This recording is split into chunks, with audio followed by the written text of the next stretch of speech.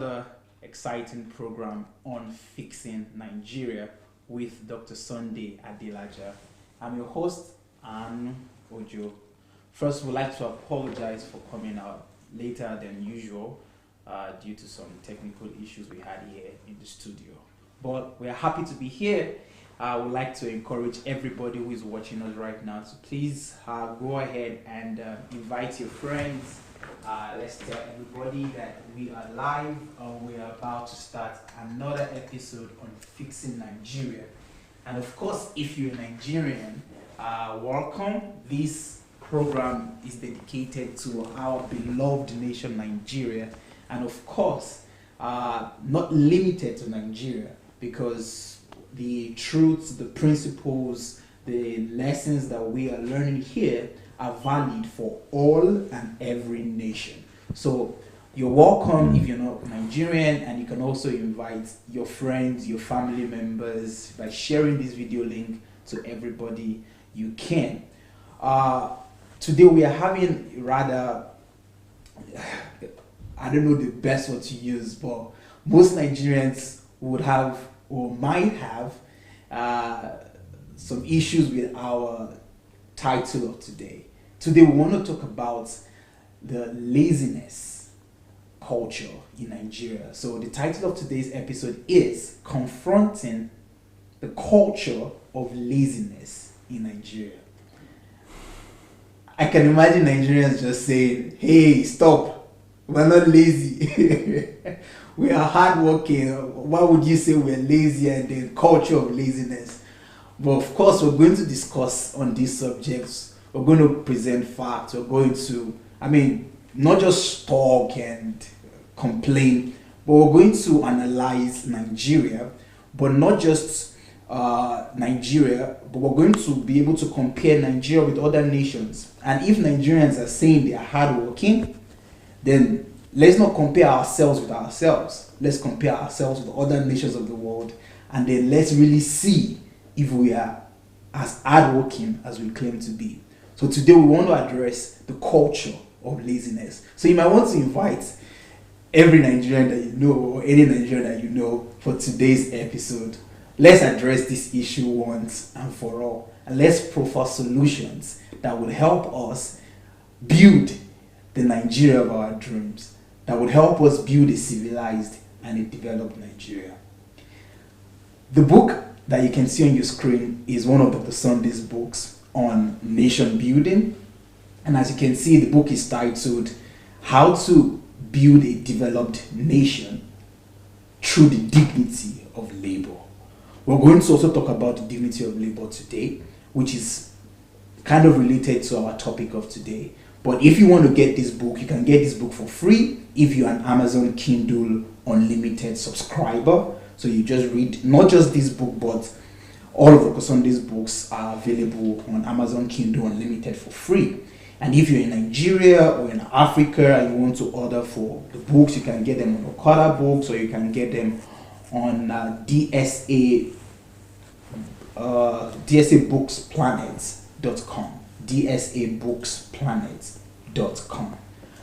As usual, we always start with a snippet of the previous episode. So I'd like you to stay tuned as we take a highlight of what we discussed in the previous episode. See you soon.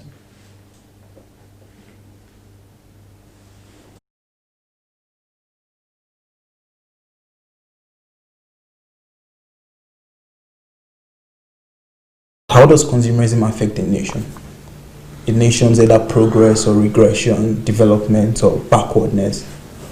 No, consumerism cannot bring development or progress. It's the opposite. Consumerism is, the evil of consumerism is that it influences the mindset of a people. Mindset, the worldview, and the paradigm of a people. So the paradigm that consumerism produces is such that it diminishes work, it diminishes the dignity of labor, it diminishes and downplays diligence, such that the only thing that you begin to look at will be the end result of your personal individual gratification. So it increases the desire to consume without working for it, without laboring for it. And when you begin to consume without working for it, without laboring for it, then it will lead to poverty. Because no matter the amount of things that you have to consume, when everybody is only consuming and they are not producing, that amount of goods that is there to be consumed will finish or it will diminish. And when that goes down, it means there will be poverty in the land.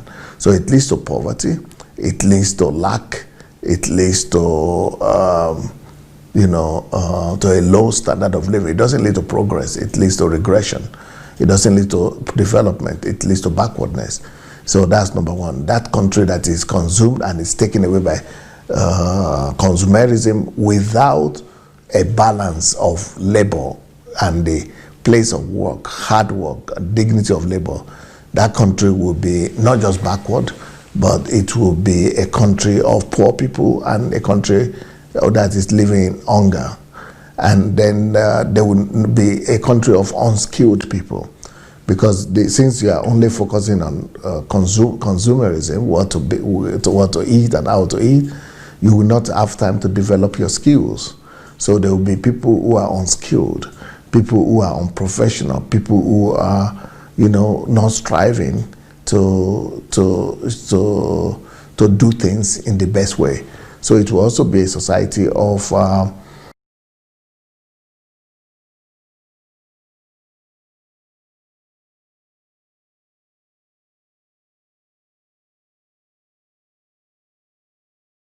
on a historical note, just to go back to history, where did this consumerism start? Has it always been like that from the beginning of the days, or was it at a point that consumerism took over the culture and the order of the day?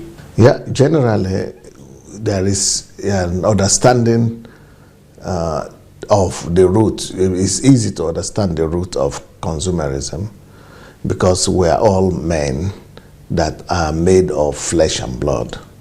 And because we are made of flesh and blood, we have the desire of the flesh, we have the desire and the lust of the eyes, and we have the natural pride of life that everybody possesses.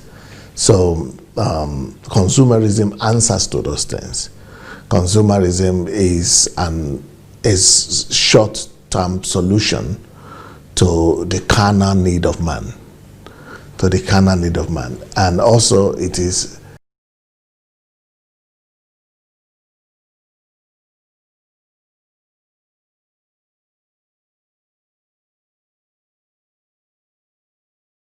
it poverty mindset or poverty in itself that leads to consumerism, or is it consumerism itself that causes poverty in people? I don't know if you get it is neither one or the other. Okay. Consumerism is a mindset. Yeah. So consumerism is connected to value system, Yeah. to mindset, to worldview, and to the virtues of the people, rather than to the things you are talking about, consumerism or poverty. Those things are what are now coming from outside. Mm-hmm. So things don't start from outside inside. Things start from inside outside. So consumerism itself is something that is already outside. That is the result, the consequences. But what leads to that are values or lack of values and virtues. Mm-hmm. So the same thing with poverty. Poverty is something that is outside. They don't cause things. They just it's an effect. It's not a cause, it's an effect. Yeah. Same with consumerism. It's not a cause, it's an effect. Beautiful. Yeah. The cause is always in virtues and values. Virtues and values. Or lack of them. Lack of the right ones. Great.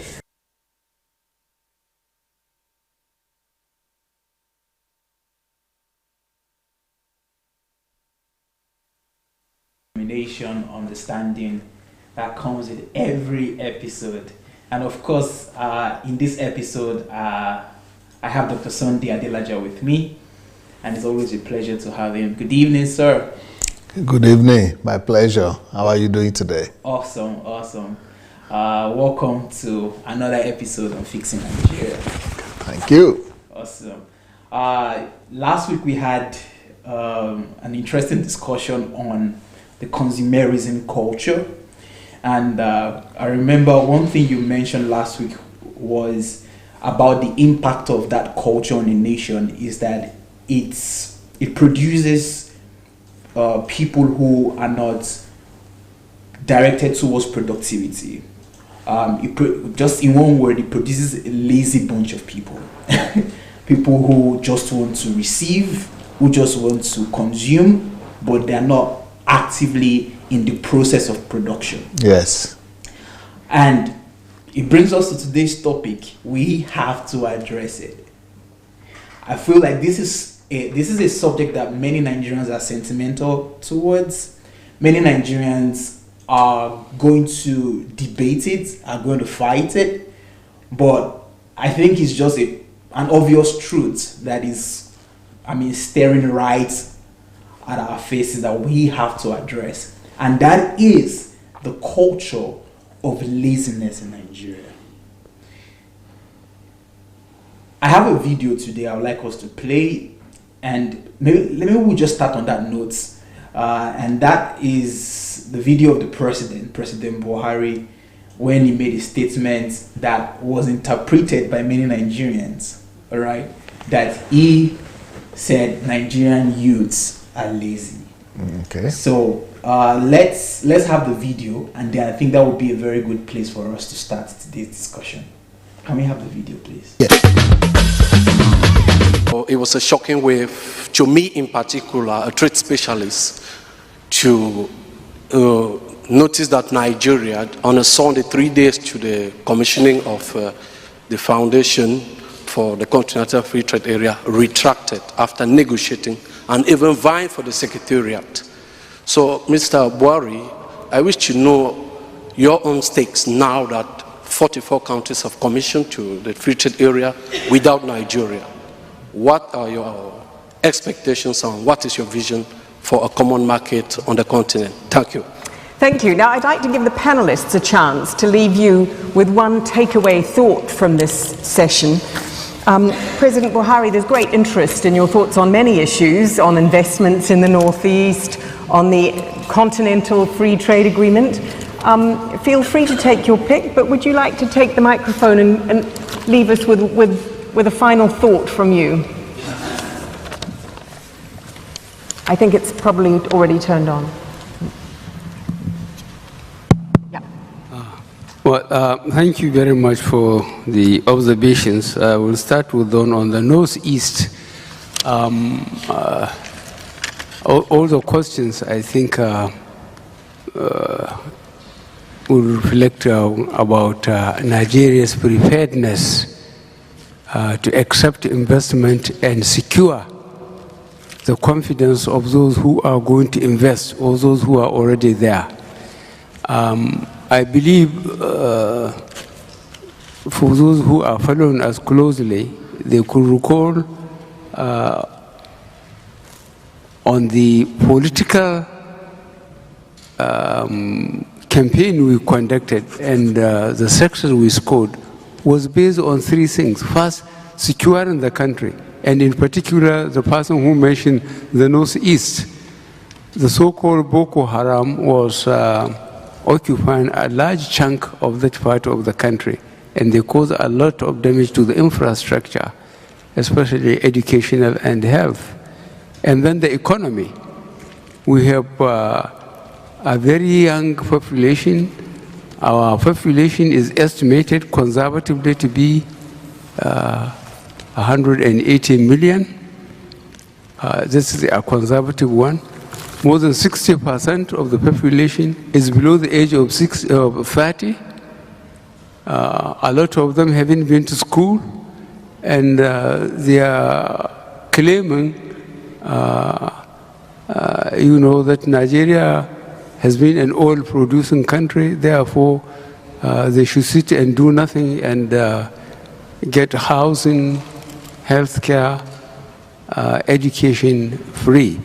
But let me tell you that recently, my Minister of Education or for Information was constrained to answer a question when people accuse the administration of doing nothing. He said, let Nigerians be reminded what position we were before May 2015, what condition we are now, and what we have achieved between then and now.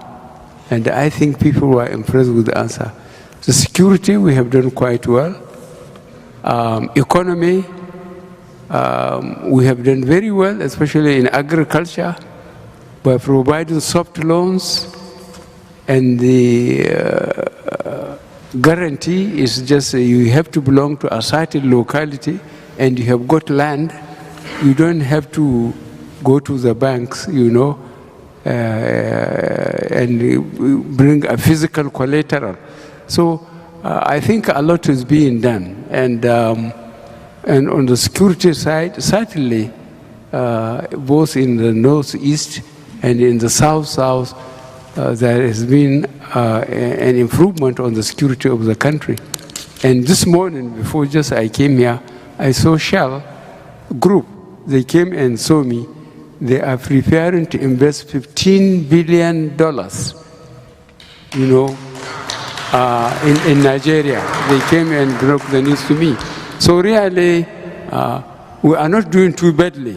And I think you should get in touch with your colleagues back at home and tell them to think very clearly and positively of what this administration is doing. Thank you, President. All right. So, Dr. Sunday, I don't know if you were aware of that period where this was everywhere, where many Nigerians were backlashing the president. Tongue lashing, I would say. Yeah, tongue lashing. Yeah, tongue lashing the president on this.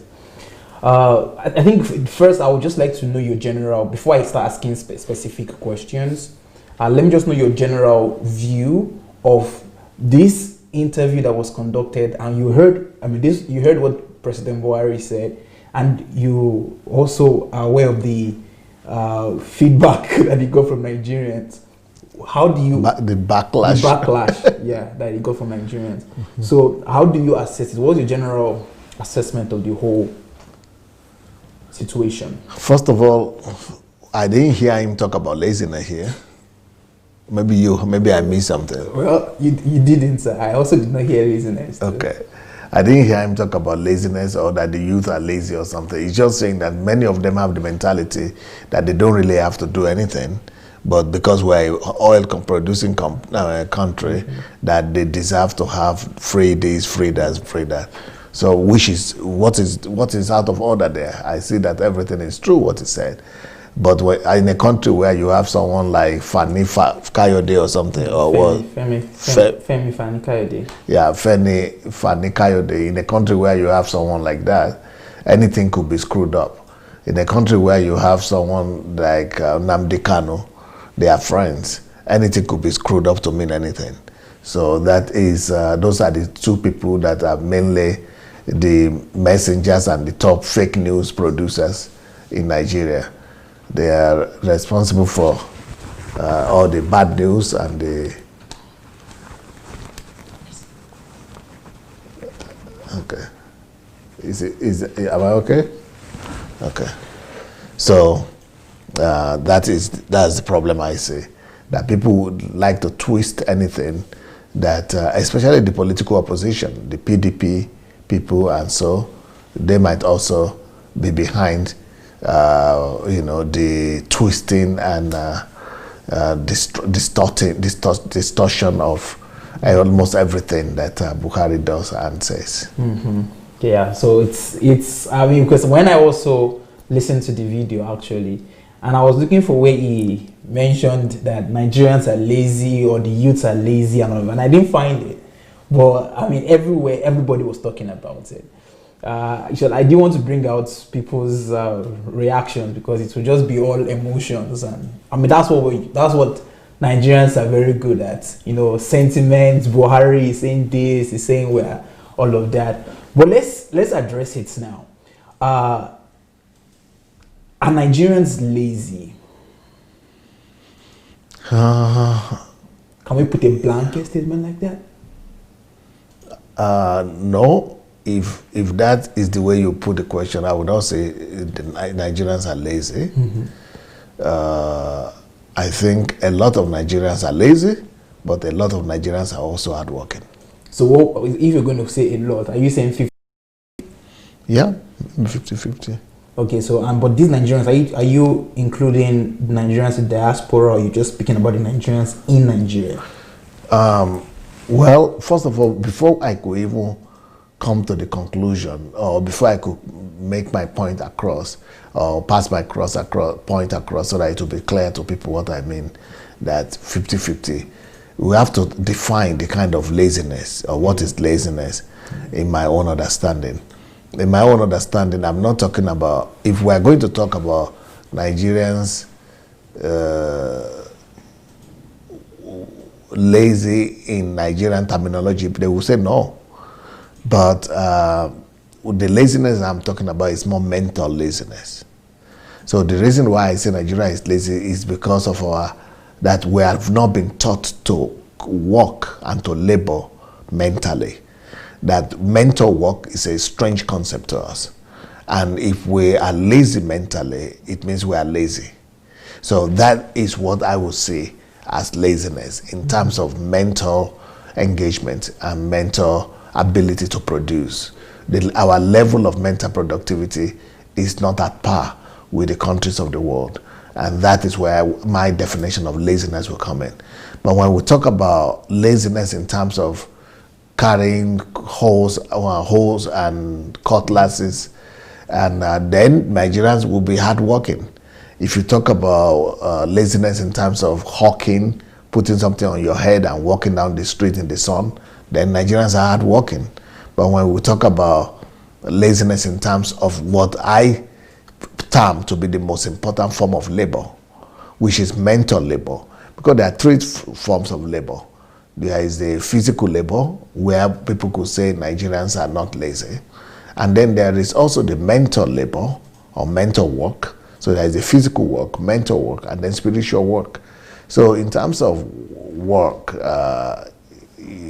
physically, we might be doing not bad, but the mental work, the physical work that you do, or manual work that you do, becomes torture when you are not good in mental work, or if you have not first of all done mental work. So mental work is the kind of work that must precede any kind of manual or physical work. But what we have in our own climb is that we normally will be eager to do physical work without the preliminary mental labor. And that is the kind of thing that brings out low output and small productivity. Which is exactly why we're the poorest country in the world right now per population, and why we are not competitive as we ought to. Mm-hmm. Okay, so thank you, Dr. Sunday. Now you've classified 3 different kinds of work: physical, mental, and spiritual work. So agreeably that Nigerians work very hard physically, with the examples that you gave. Let's start with the physical work that Nigerians are supposedly hardworking in that area. Now, when you go to offices, of which I've been to some of the offices, and we see people who are meant to be working maybe, I think the average Nigerian work schedule is from 8 hours. 8 hours here. Now, you're in Europe, right? And you've been in Europe for the past 30 years. Let's look at that. Let's compare that, because we're going to do a lot of comparison today. Let's compare the 8 hours work shift in Nigeria and that of the West and in Europe. what are the differences, and how does does the difference that we have between both nations, or Nigeria and the Western, how does it affect our productivity and our development as a nation? First of all, our work is sluggish. Most of the people who work in Nigeria are not very diligent. People talk about work, but people don't know the difference between work and diligence. But in Europe, what you see about work, people who work, either they are working physically or mentally, is that they are very diligent in their work. You see, you could be working and working hard, but not be diligent with it.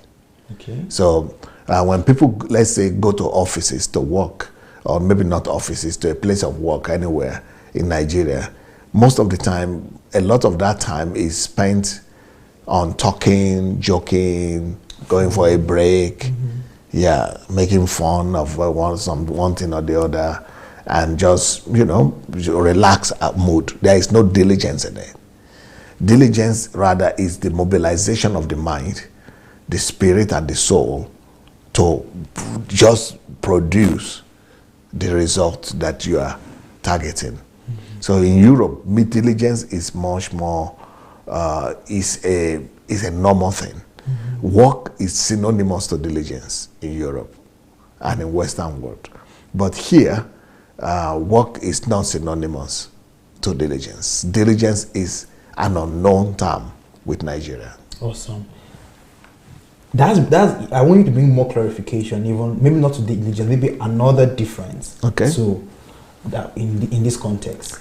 Okay. Another reason why I would say our own work, even though we could be working, but the kind of work that we do, we look at work mostly in Nigeria as a form of punishment. And the reason why you want to work is because you want somebody to give you salary or to pay you. So you want to just show up at the place of work, more to show up and to demonstrate the fact that you are doing your best and to show your availability rather than to produce end result. So our own understanding of work is not always connected to end result. Our own understanding of work is more connected to presence and availability. Let me show you an example. Even with myself, I had to learn this the hard way. We had an uncle that came back from Europe after living in Europe for like 20 years. Came back from Europe to Nigeria. He was a bank director. He built a very beautiful house back in our village over there in Ijebu. And then we were the young lads who wanted to be like him, go abroad. We want him to, whenever he comes from Lagos to the village, he is a bank or director of a bank. He was not just a manager, he was the head of the bank. And so we were looking up to him to think, he's going to send us abroad, going to give us scholarship, is going to help us so we were always hanging around him. And he was always looking for help as well. Whenever he comes, the first thing he does is to clear the grass and to, put order around the house and in the house. So, but for example, let's look at his territory, the compound inside the house now, not the clearing of grass outside, but inside. So inside he cemented the whole place, paved the whole place, not with tiles, but cemented. So sometimes, because of the rainfall that is coming and some chemical things are happening, sometimes some of those places become dark and black because of the cement, interception of the cement and water. And also some of those places grow some, it's not like grass. They are not like grass. Great Spirogyra kind of fungi. Fungi green like this also. So we didn't see that as any problem. It's not disturbing anybody, and it's not grass. So he was always particular about us cleaning the cement. How can you be cleaning floor, the one where we are going to walk? put our leg there and just pass. Do you make sense? If it's not human being that will walk there, it's car that will be riding there, floor. It's like going to clean street. That will still rain will still come tomorrow. Death will still be there tomorrow. So why should I be cleaning today and the day will get dirty tomorrow again? And car will come. How can I be cleaning? A human being cleaning the road? Floor for car to come. Yeah. So we came to a conclusion very fast. What was the conclusion? This man just decided to punish us. He just wants us to suffer, that's all. He doesn't have any work to give us. So what he gave to you was, you guys saw it as a punishment? Punishment. He just wanted us to suffer because we are our own family, our own parents are not rich, that's why. He just wants to suffer, that's all. So it was not working. Yeah, it's just because we are not from a big rich house. That's why he's treating us like that. Can he treat his own children like that? Can he treat his own children like that?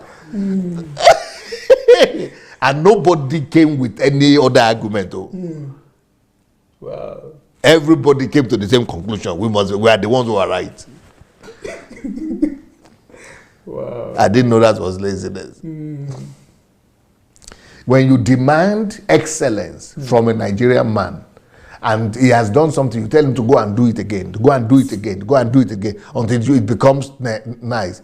They will be hollowing curses on your head because they see it as punishment. So real work, hard work, diligent work for our own people is a kind of suffering. Wow. Good stuff. Good stuff. Good. Maybe you are not familiar with those things. Well, I'm definitely familiar with it. As a minor, I'm a Nigerian myself. And we grew up with the same kind of mentality, for real. What you're saying is so true. We see work as punishment most times, especially when you people came here to work with me. Of course. You and Victor. When we do a task, and the pastor says, "You guys," he does not even look like a human being did this. I thought you did. Did you go to school? And do you guys really go to school? Come on. Did you finish secondary school? How did you even get admission to this? To do medicine. So then you go back to do it, and then in your mind you've done a good job, and then you come back again, and maybe just from the very first, just at the beginning, the very first statement. Not the page. No, maybe the very first. I'm also going to say, and you want to tell me that you walked back on this thing, go back and go and do it. They were like, oh. What's this man trying to prove? What is the point of all these things that you have to go back again? God will do the same thing, and that's because of the culture that we grew up in, and that's exactly what you said. And I really work is punishment. Yeah, work is punishment, and we're also not. You say you really love. I really love the fact that you started listing this point because it will help us understand what work is. First, that you started with work and diligence. That Nigerians, we don't understand work as diligence. As not. It's not synonymous. Not synonymous. We just want to do it. For example, you say, I've tried now. I've done it. See now. I've done it. Yeah. Didn't you see, for example, if you tell an average Nigerian to maybe sweep the room, for the average Nigerian, the most important thing is that for the glaring, obvious ones to be cleared. To be done. And then, so that at least you see that I went to get the broom, and you saw me at least doing the motion. Doing the motion. That's it. But at least you can see. But then when you call the guy and say, see, under this chair, can you see dust here? You say, but nobody is seeing it now. It's just under the chair. But you were asked to sweep. And for you to do an excellent job, you have to do it well. But that's not how we just want to do just for doing sake. I just got it done. So that's it.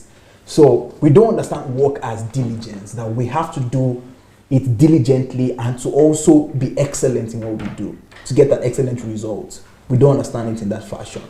And then the second point you're saying is so true, that when there is now a demand for excellence, when there is a demand for diligence, is perceived as punishment. It's perceived that sometimes, even if there is like a monetary benefit to it, then we can start saying this person does not want to even pay me, or the person just wants to do me. Yahoo, he wants to Yahoo me. Yeah, or he just wants to maybe it's a delay tactics. Don't to just give me my money, you want me to go back and keep doing the same work. So, very true, very true. These 2 points you've said so far really defines how we see work, and I'm really curious to know so much more that you have. Well, that is what you just said. Now, I want to give an example to confirm what you said. I was doing when I was translating my books from Russian language to English. I gave a book to one person, Nigeria, who had told me all kind of stories, how good he is and all kind of things, a lecturer at university, all those things. Okay. So I gave the work for him to do, and I told him that if you have to do an excellent work before I can pay you, because it's a pay work. If you don't do the job and I'm not satisfied, I'm not going to pay you for it. So I corrected the first time, corrected the second time. Then I sent it back to him the third time that this thing you are making me to do the same. I'm reading, and I'm and you are a professor, you are a university teacher, you are this and that. So at the end of the day, the guy just got annoyed and he didn't send the thing back. I said, okay. Then I took the thing, I did it myself. So about 10 years later, there is somebody that knew him, that came here, and I said, and then I was looking for a work job again. They were recommending him. I said, I know that guy. Oh. I would not have anything to do with him. So they went to talk to him. He said, yeah, it's because I didn't want to pay him, that I duped him. I am the 419, that I give work, that he did the work, he finished it. That's a Nigerian. For him, he finished it. Yes, he finished doing the thing, but the book cannot be published. So what do you mean finished when it cannot be published? I finished it. You finished it when every chapter, every page, there is a problem. But to him, he has finished the work. It's me that is refusing to pay. So to him, he just wanted to just get the job done. He's not thinking about, is it an excellent job or is it a bad job? Yes. It's just, give me a job. I have done it. Is this a good job? Is this excellent? We're not thinking about that. Yeah, so that is the other problem with our own understanding of work. When we talk about work for a Nigerian person, it's the completion. They are talking about finishing. Finishing for them is that I have tried. But in the West, finishing means excellent. Excellent job. But in our own place, excellent job varies. So excellent is in the eye of the beholder.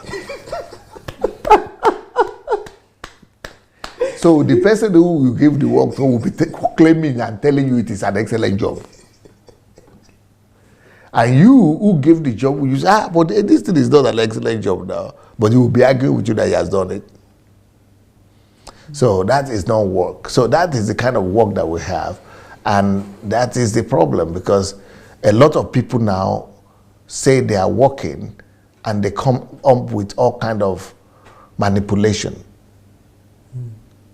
Okay, for example, I heard that people who are cooking meat now, for you to cook faster, they go and add something inside, some chemicals to the meat. They will cook, is it what they cook with it, or is it codeine or something? The drug that people use. Codeine. Yes, to make it help cook fast. Wow. So because they don't want to spend too much time. The ones who are doing mechanic work, they will, instead of petrol, they will come and mix it with something, with kerosene. Just to do things fast, to just be able to get the end result. So for us, work is about the end result, that what we are going to get, which is normally monetary compensation, payment. So work to us is more connected to reward, instant reward. Whereas in the West, work to them, yes, is also rewarded, but it is not work that is rewarded, it is excellence that is rewarded. So that's a big difference in our own mentality and the Western world. Excellence that is rewarded, not work that is rewarded. Dr. Sunday, I must say that there are many things that I don't know how to put it, but it's just interesting. I mean, being in these environments, in this house, working with you in my team, working in your team. I mean, it brings to life many of the things that you say. I feel like many people listen to you when you speak. They hear you say many of these but things, the practical part of but it they don't understand the practicality of it. And so the more I work with you, the more I get things done, and then the more you bring out all those errors, and I see that, okay, this is what I need to do, I need to change it, I need to work on this, and then that put me in charge of some other people that I should also kind of supervise. And you begin to see their own failures, and I'm like, sometimes I just feel like, so this is how Dr. Sunday also sees me, but I've not even gotten anywhere. But like, I give a task to somebody, and the person has been working on this for maybe the whole week. Let me give a very practical example. There was someone I gave a task to just proofread a book, not to even like write or translate, just proofread. So it took this person like maybe 14 days to get it done. Okay, no problem. So, all right, now get me the book. So the person sent me the book, and the person said, done. Pastor, as I opened the book, from the title to, I didn't even pass the title and the table of contents page.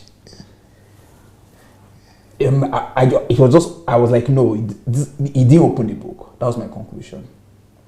But then, I know I could not come to that conclusion that he did not open the book, because I knew that during the period of that 2 weeks, we were in conversation, and the person was confirming from me that, okay, this part was the best way for me to put it. Okay, this chapter, I'm here. So I know the person was walking. But then, right from the table of content, I saw a mistake there. I saw not just a mistake, I saw several mistakes. I was like, okay, let's say maybe the person didn't pay attention to table of content, because it's table of content. So let's go to the preface, introduction. So I didn't get back to that person. I just sat down myself. You started the job all by yourself. And I just dedicated 2 days to it, to just sit down. Not 14 days. No, not 14 days. I just sat down, dedicated myself, just went through, and I was correcting almost every page. And Nigerian people will tell you they can do it. They will not say they cannot do it. No. They will never say no. They will say, yes, I can do it. And I corrected every page. Every page had a mistake. Had a mistake. So, why I give that example is because that person was me too. That person was me like maybe 3 years or 4 years back. Because, I mean, I remember there's a book I personally worked on, and it was like, no, don't tell me you worked on this book. No.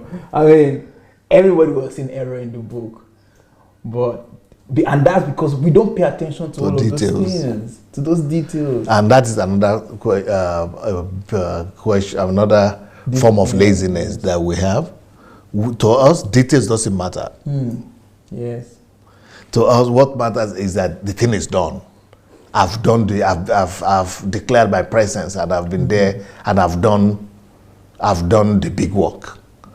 But in Europe, in developed countries, the devil is in the details. It is the details that really determine if you did it or not.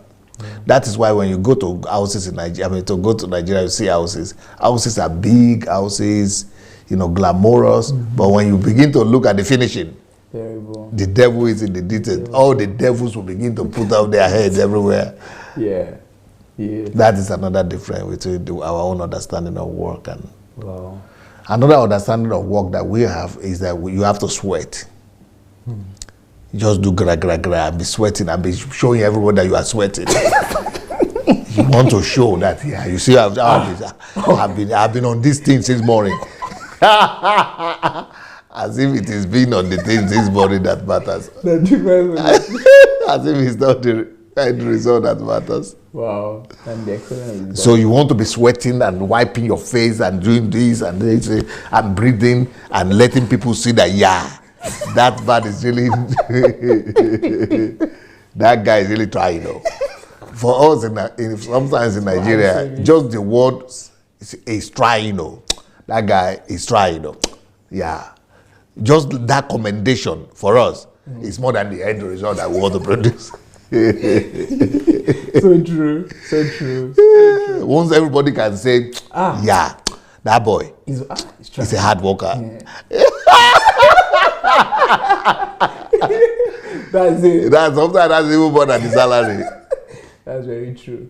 So that means that we were working just for eye service. We're working. No, we are working for instant result. Gratification. Yes, we want to put less energy and receive the big returns.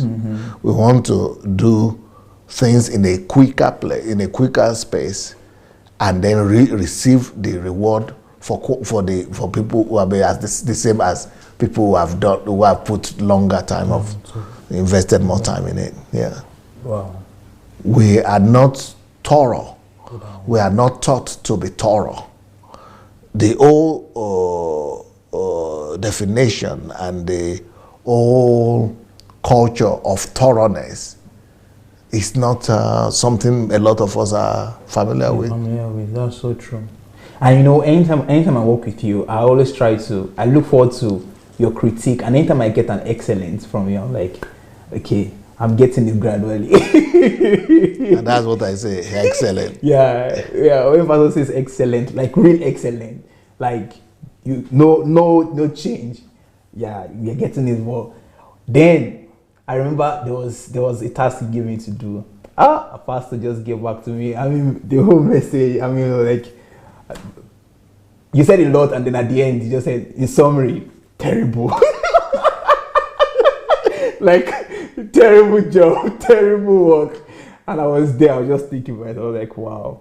I mean, what did I do right here? And then I had to go back and then start. I was like, okay, yes, I need to change. Because I don't know how people see this, but this might just be a side talk. But, you know, my emphasis is that people have not seen models. Okay. That's where I'm coming from. Because when I share... because with all of you, that's what I discovered, that you people were not mentored. Exactly. You are not personally trained. Okay, that might be a major issue. And that's something also I think I've noticed, and that's what, you know, many people have the desire, they have the will to really do a lot of hard work, to be productive, but their understanding of work is everything you've mentioned. Just like me, I might see myself as someone who loves to work hard, like a workaholic, but I get done and then I submit it and you're like, this is rubbish, like nothing, you didn't do any work here. But then when I'm able to see how you work and I see how you assess work and the level of details that must be placed on every information, on every stage, on every step, you know, one of the things that the principle that I have learned just working with you and I mean being under your mentorship, being under your training, is that the way you treat and handle little things is how you would also handle even big things. Most Nigerians, or most of us, we always think of this task is like a big task, like this is important task. This is important task that is in need of my attention. So let me be serious with this important task. And then some other tasks were like, I can be lackadaisical about this. But then when I started working with you, you always used to say this to us. Hey, don't live in that illusion that there is one task that is important and one task that is not important. Hey, every task is important, and the way you handle those little things, those seemingly small things, is how you handle big things. Forget about it. Don't deceive yourself, and don't live in any illusion that, oh, okay, then I will get one big task and then I will now be very serious and I will now be very detailed. No. If I give you a little task as call someone and tell this person so, and you are not able to carry out that task with all of the details and all of the accuracy, forget it. If I give you a bigger job, you will not do it with accuracy. And what did I see? That comes to the content of your character, the values you've built in yourself, the person you've built yourself to become. That meticulous attitude to everything you're doing. That's what I got to discover just working with you. And I feel like, and not just a feeling, but I know that the lack of examples and models and people that could show people how to really get work done. You know, there are many examples I can give. Standards. Yeah, the standards. People don't have it. And I've been with you many times, and I maybe in some meetings, and you're having meetings with some people who are like top people, maybe professors, and with their approach, and even with the way they speak, even with the cohesion of their thoughts, you know, and with the work that they do, and then they submit to you a task, and you're like, is this guy really a professor who is sending me this task? And you're looking at me, and I'm like, Pastor, well, he's a professor, but he doesn't have anybody who can train him and to say, okay, it's good that you're a professor, it's good that you're a big man, you are leading a whole team of people, but you're not doing it right. You don't have the value and the quality that comes with it. So we need people who can mentor. We need people who can be examples. We need people who can be models of excellence at its peak. And that's exactly the point I'm trying to make. That's what I discovered with almost everybody that has come here to this. The ones who are not ready to be mentored, they run away from here. Quickly. Yeah. Yes. But the ones who are ready to learn and be broken and suffer pain, yes, they are the ones who survive it. That's true. But so far we've been speaking about physical work. We've not even gotten to the mental work. And I still have some questions about mental work. But so far, with all the things you've said about physical work and our understanding of work as in physical work, if we are lazy, that's the conclusion. Because if all of these things, our understanding of work is all flawed in all of these points you've mentioned, then that just gives explanation to why we are who we are today and why we are where we are today. Because if we don't understand work as you've just explained, diligence, attention to details, reward, not just for the work done, but reward for excellence of the task done, diligence, and the diligence and all of. If that's not our understanding, then we are lazy. We're not working at all. There's no work, and that's just physical, and that's what we brag ourselves with. Now, if we now go ahead and want to talk about mental work. The question I'm going to ask you, Dr. Sunday, about mental work is, how do you describe mental work? What does mental work look like? Because we have a picture of physical work. Let's carry something. Let's move. Let's do something with our physical hands. But when we tell Nigerians that Nigerians are mentally lazy, they don't get it. Or they don't have a clear picture of what mental work means. So can you help us paint that picture of what mental work means? And if we are lazy mentally, what does that look like? No, first of all, that means that we are more interested in going to school and doing what we are told to do in school. That is mental laziness. Mental laziness also means that when you finish class, when you finish school, like let's say you finish university, then you are not doing self-education anymore. That is mental laziness.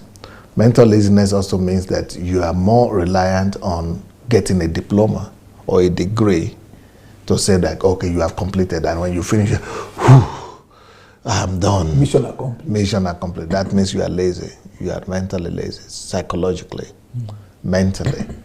So for you to be mentally alert and to be a laborer, mental worker, you are always going to, another aspect of mental laziness is that when you are mentally lazy, you don't do research. You are not particular about research. You have to, that is mental laziness. You don't question things. Yes. Another aspect of mental laziness is that you are always waiting for instructions. You don't have intellectual curiosity. And you don't look to find answers for yourself. You are waiting for, when they tell you to carry this thing, then you carry it away. But when they don't tell you carry it, you just pass by, you leave it. So you are not, you don't have curiosity. You don't have intellectual curiosity. Then another aspect of mental laziness is that you are not innovative and creative mentally. So, so all those things are components of mental laziness.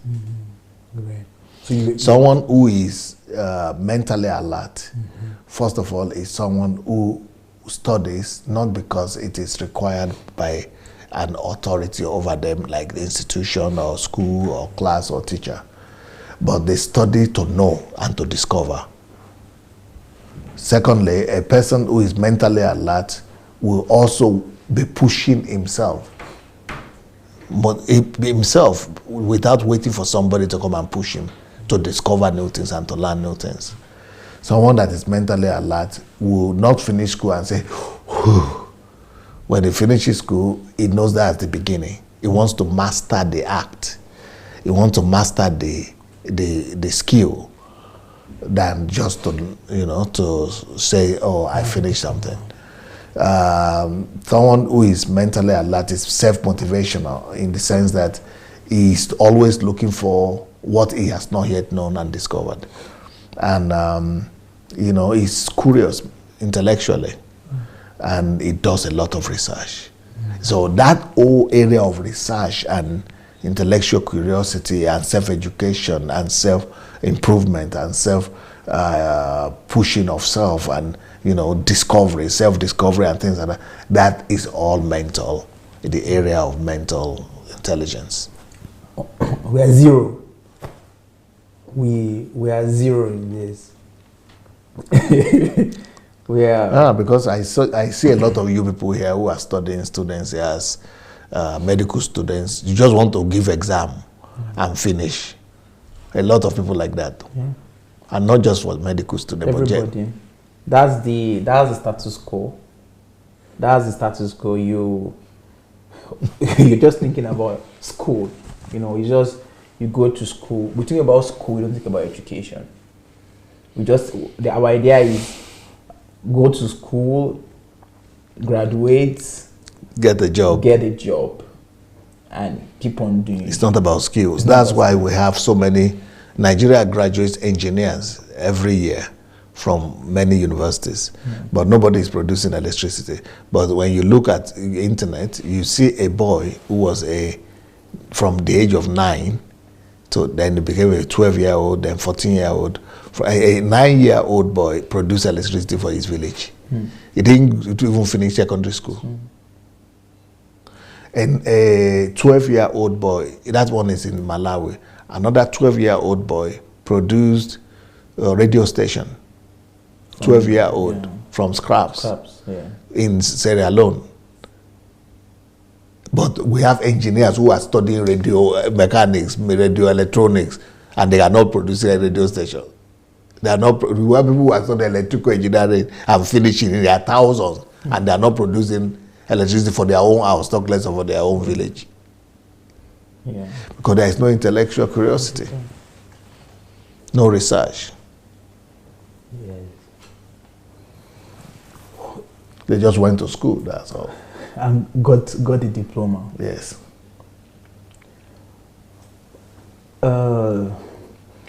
That's intellectual curiosity. Curiosity. No, I was. But you made a statement that's zero. You want to back that up with any proof? That part of the thing I was about to just say with proves that we're zero. If we want to start with the amount of let's start with the amount of schools that we have in Nigeria.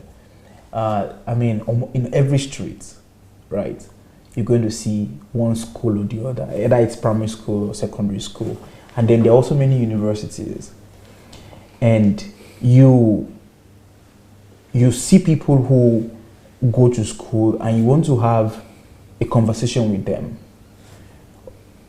on an intellectual level, but most Nigerians who went to school cannot have an intellectual conversation with you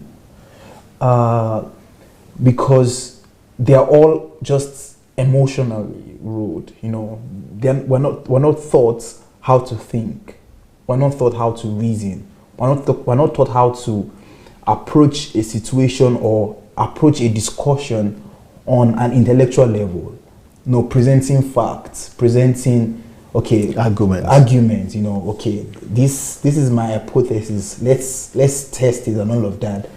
We're not taught that in schools, and we don't have an idea of that. That's number one. When I say we're zero, then if we come to the point where you were discussing, you made the example of the kind of results that we have. We are producing graduates. And you made example of like the engineers who are not able to do stuffs, right? Who are not able to even produce light or anything. But let's even leave engineers alone.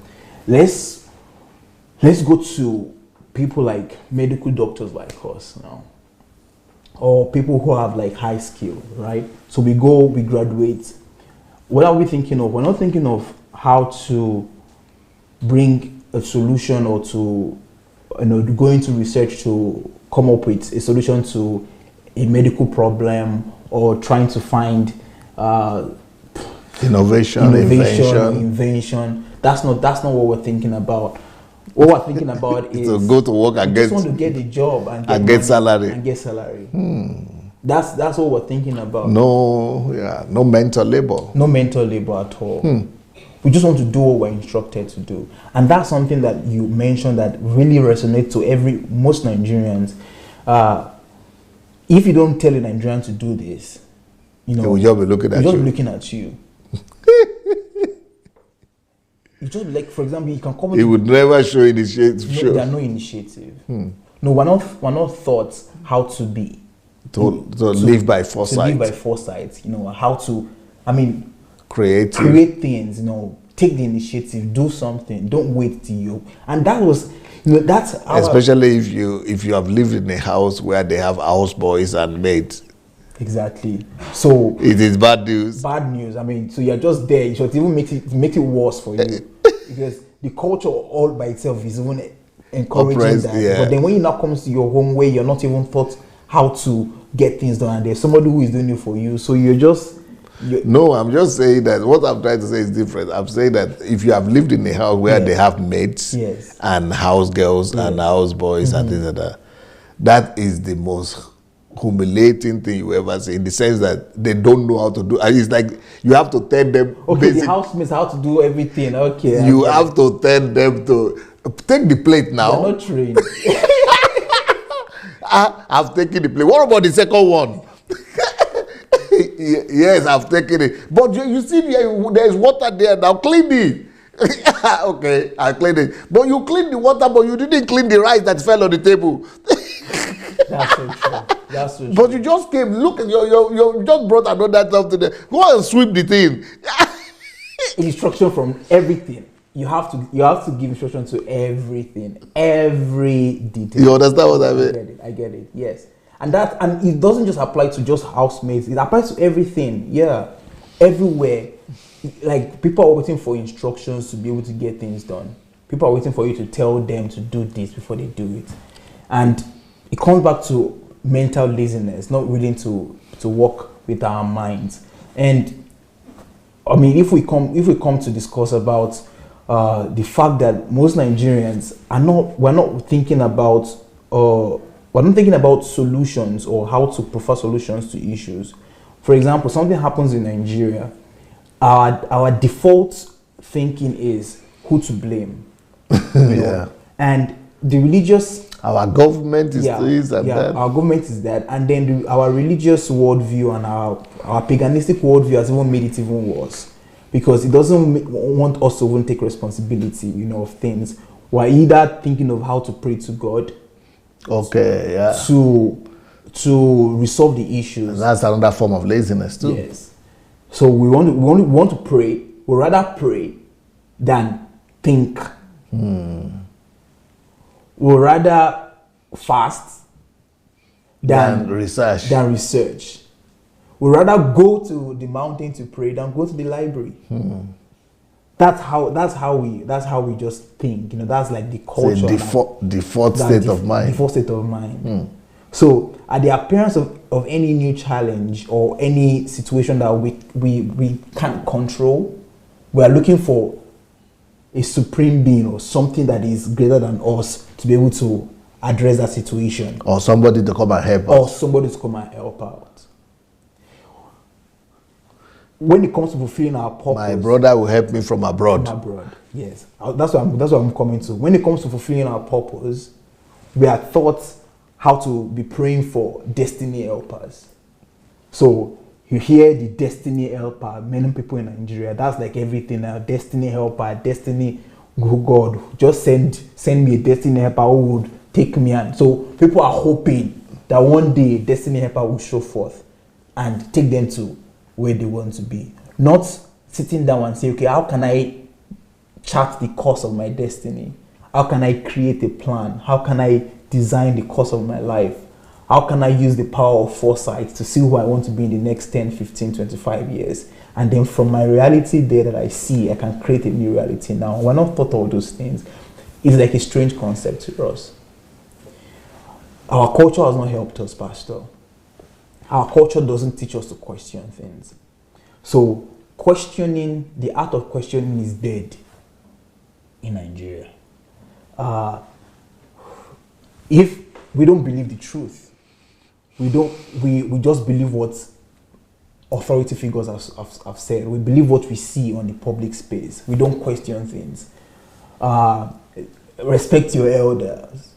Never question an elder. So if an elder says this is that, we just say yes, so shall it be. We're not questioning things. So you see how our culture, as religion, our culture has further increased the laziness that we have. Our religion, our worldview, as a people, everything is moving us towards this mental laziness that we're talking about. And that's the reason why we don't have innovation. I mean, I think there was one of our programs and I asked you that, okay, what is Nigeria producing on the world stage? I think you're very nice and you said entertainment. And religion. That's it. But hey, there are people who are, there are nations who are producing stuff that are revolutionizing the whole world. There are nations who are producing things that are blowing the mind of everyone existing.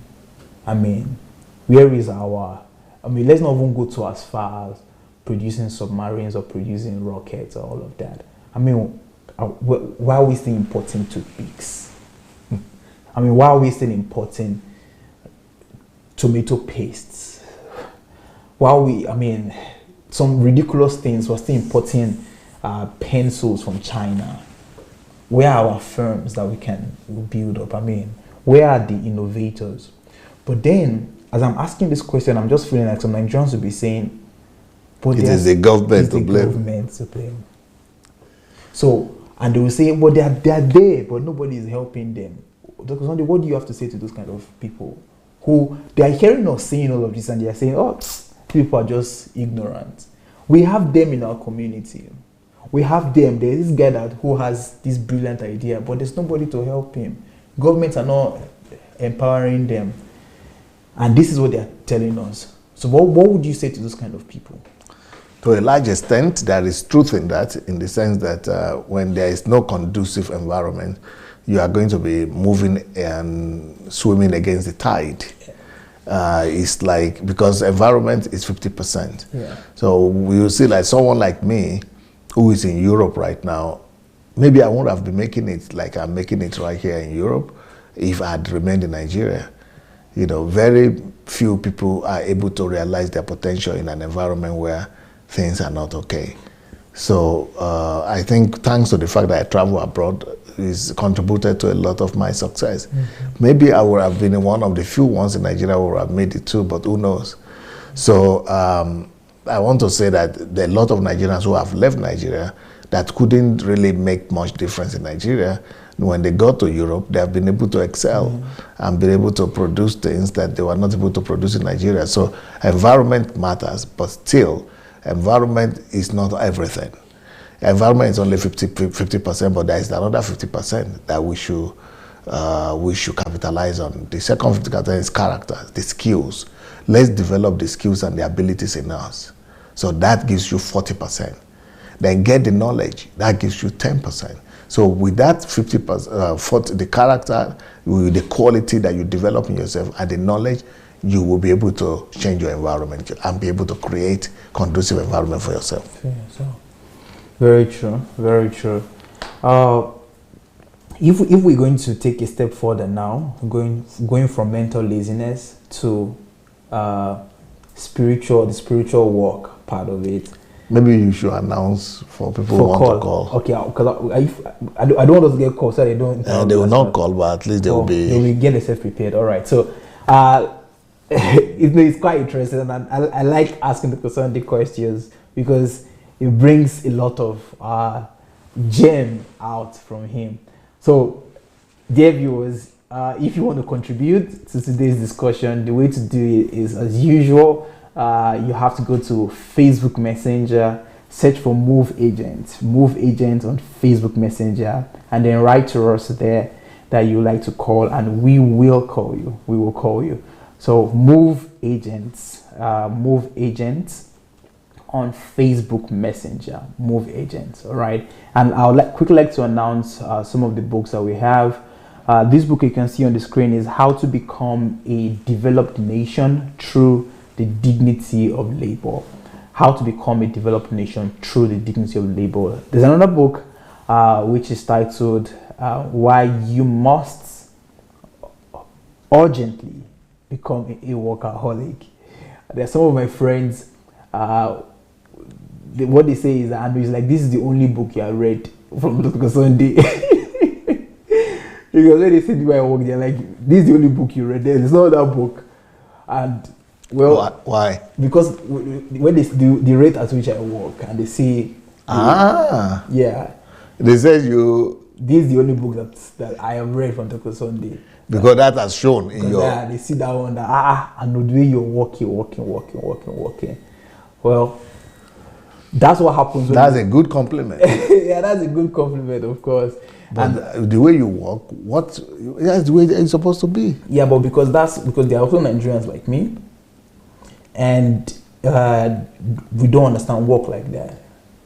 They just, like one other thing I'm going to also add right now is that we don't know how to work without taking a break.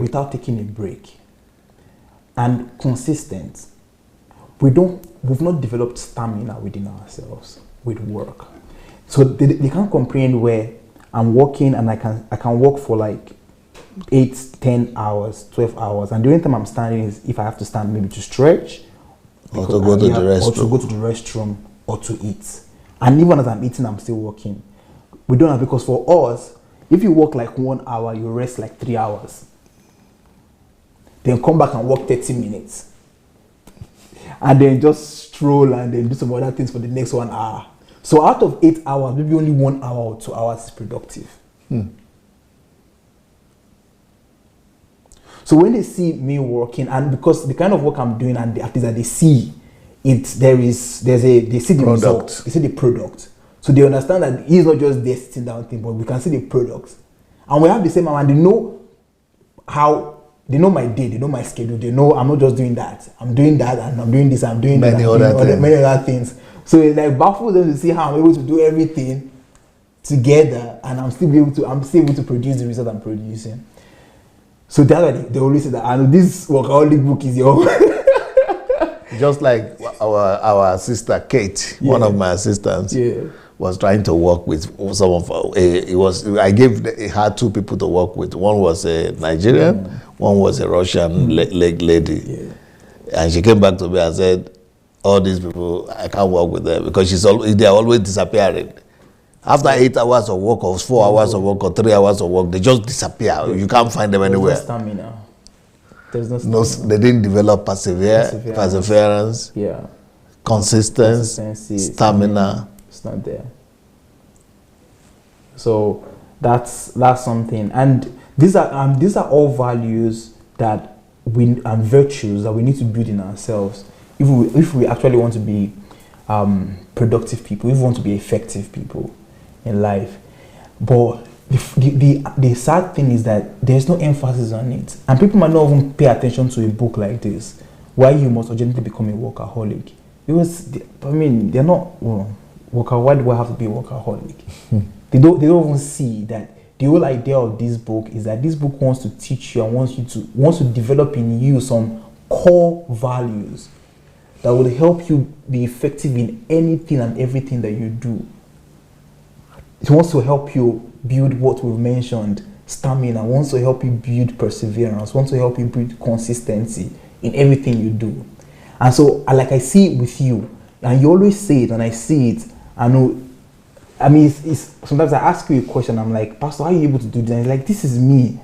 Why are you surprised? That's what I would do. Didn't you see how I was doing this one? Was that not how I did it? So this one came, it's the same, it's me. It's not like I'm trying to do it, it's what I've developed in myself. And so that's why I'm able to reproduce in anything and everything I do. But the school that we go to doesn't emphasize these values. And that's the reason why God help me, I'm preparing myself towards that goal for Nigeria. It's just to bring values and put it right there at the center of the streets and at the faces of everybody, that hey, this is the most important thing that we need, not just as a nation, but also as individuals. As individuals, we need this. We need to exalt values. As societies, we need to exalt values. If you're having a company, if you're having any institution, values must become the first and the most important thing you're talking about. In a nation, there's nothing as important as values. We must talk about these things. There's no conversation if there is no conversation about values. We can as well just close it, because if we don't take our time to address these core values that defines us and that gives direction to the way we think and the way we act, then we can't produce excellent results. We can't be excellent people. We can't be developed. We can't be civilized. And that's what I love about your books. Your books are all values and principles oriented. You can't read a book without any of Sundays book without seeing the value. For example, this book we've talked about it. The previous book we talked about, can we say, look at this book, How to Become a Developed Nation Through Dignity of Labor. That's right there. Right there is another value and virtues that must be developed in each individual and in the society. And not just this book, just any of the Sunday's book that you get a hold of. It will transform you inside first before there's any expression of it. So I'm just saying this for people to really to just have an insight and to have an understanding behind the books of Dr. Sunday, that these books are not just for head knowledge. They are there to transform you. They are for inner transformation. They are there to give you values that you must cultivate in yourself. They are there to give you principles that you must use as the guidelines to the way you think and the way you act, your decisions, and with your life generally. So that's that. Anyways, let's go back to no caller yet. Okay, but we're still expecting calls. So if you want to call, the way to do it is to go to Move Agents and register your intent. But I want us to talk about spiritual laziness, or spiritual walk, as it may, I feel like Nigerians will say, okay, if we are zero in mental work, if we are zero in mental work, and you now tell us that, okay, our physical work is laziness, please, this spiritual work, you must give it to us. We are spiritually active. Is that the situation? yeah, Nigerians are religiously active, but that doesn't mean that they are productive. Okay, spiritually. You have to explain to us why is that so. Because when you are productive spiritually, the qualities of God, the qualities of the God that you say you worship or that you say you serve, you will be manifesting those qualities everywhere. Somebody who is productive spiritually, you will see the person carrying love everywhere. Love, nobody will be suffering anywhere like that. They will produce the result of spirituality, which is love. Number two, you will see them produce other results like wisdom, God's wisdom. You will see them produce results like faith, real faith.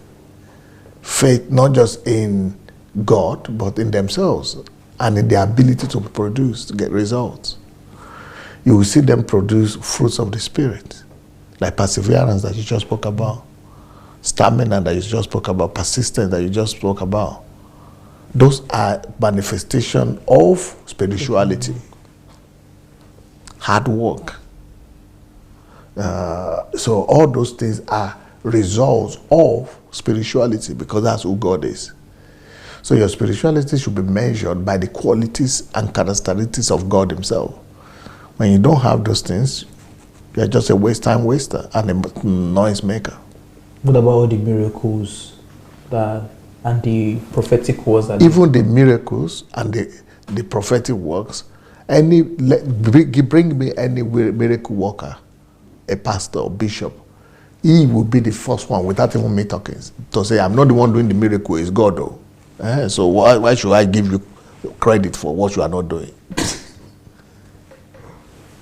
You see, that's one thing I don't understand with Nigeria. People are doing miracles and say, but they're not the ones themselves saying, we are not the ones. Mm-hmm. So since you are not the one, why should I give you the miracle, the credit for it? Let me give the credit to God that is doing it. Mm-hmm. Prophecy, is it not the same thing? It is the message from you. It's not. So it's not. Yeah, so why should I even use that to gauge you? You don't mean anything in that. So how then? But that's what a lot of pastors have on their feathers or on their caps. That's the feather they have on their caps. See the miracles that God has done in our ministry and all of that, and with the prophetic word, I said this and it happened. So but that's not a credit to him. So that means it's empty. That means most of those people they are following as their fathers and GOs are empty. Because we are using the wrong. That's why Jesus said, don't look for miracles, don't follow miracles. Only evil and adulterous generations are following miracles and looking for them. That shouldn't be the gauge. That's why when they asked Jesus to perform miracles, he said no. He said no more miracles will be done. He said the miracles of Jonah and things like that is enough for you. Don't use that to judge me. Don't use that to determine. He said I came to bear witness to the truth. So the level of truth that you are able to uphold and you are able to live by is the quantity of who you is the totality of who you are.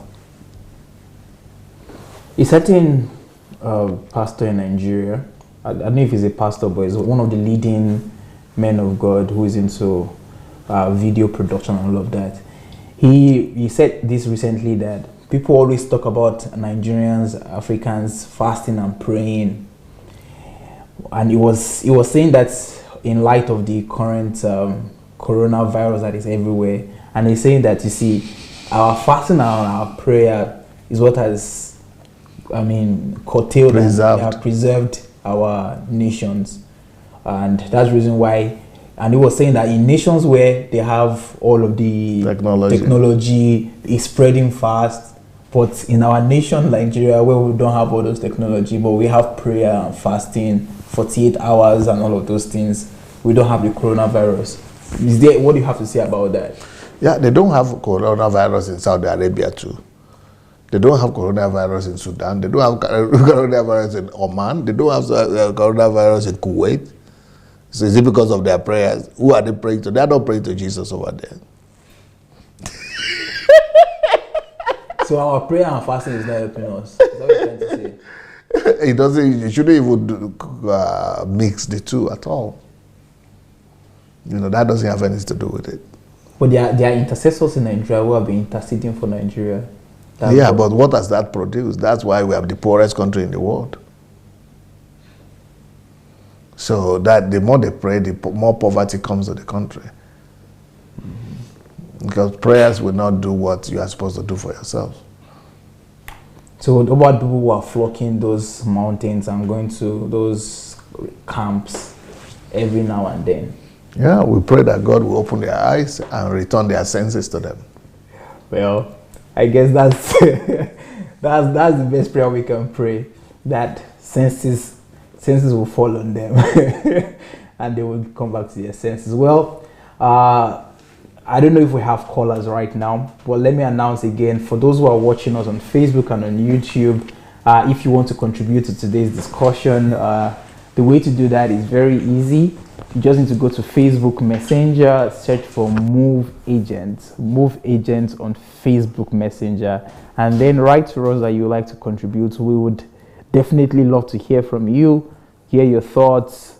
If you have questions, if you have contributions, let's hear from you. Just go register there on Move Agents, MOVEAGENTS,